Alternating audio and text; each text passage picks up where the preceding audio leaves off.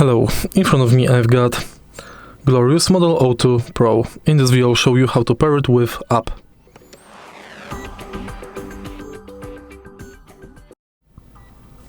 To pair your device with app, in the beginning make sure it's connected with your PC via cable or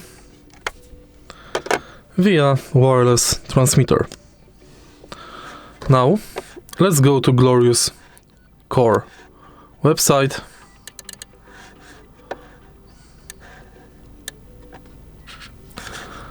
Download Glorious Core. Let me just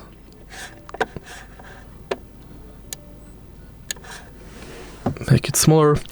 And now select Glorious Core Setup. Install this app.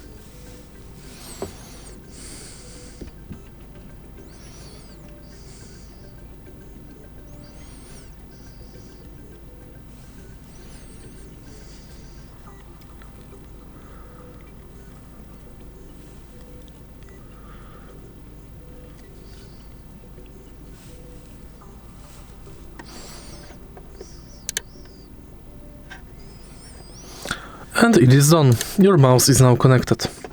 In the mouse, you can check battery level, firmware, profiles, you can go to settings, manage DPI, and key bindings.